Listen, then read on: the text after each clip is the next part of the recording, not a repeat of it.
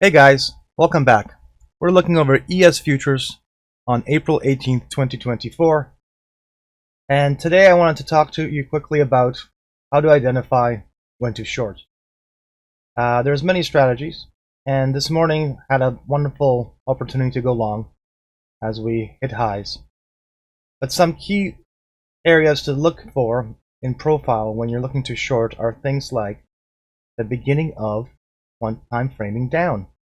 While this may be a straightforward concept, the execution of it can be executed against things like the beginning of E coming down, and then finally F opening, and you can set stops against E high.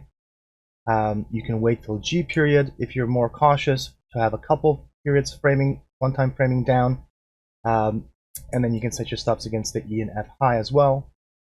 Targets for items of this nature would be visual reference points like halfback, VWAP, A and B lows, overnight lows. Later on, even if you were to target halfback and you watch the ensuing periods continue, you could use the concept of people front-running levels not holding as a reason to continue to get back in short. For example, once the overnight low broke, right, there was an opportunity to short into the A lows. This is even if you did not catch the shorts above. Obviously, as the lower you go, you have to be careful because nobody wants to shorten the hole. But when you have visual references like overnight lows, A lows to continue to target, you can capture some of those short moves, even on a day that started off quite positive. Now, looking out after the action today, L and M period showed a little bit of balancing here into the close, tagging yesterday's settle, and then ultimately selling off. We're definitely looking for some downside move action, and we have definitely room to go down to, the 5013, 5009 level, and obviously the visual level of 5000, which gets us back to levels from February 15th, 12th, 13th, 2024.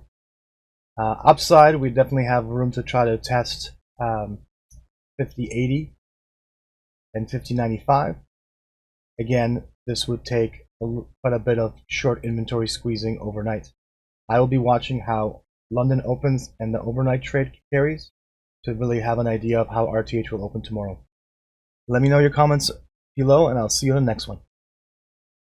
Hi, my name is Martin from ShadowTrader SquawkBox, and I want to thank you for watching this video. If you enjoy this content, please hit the like and subscribe buttons. And if you want to trade with us live every day in real time, then look for the ShadowTrader SquawkBox link in the description below. See you in the room.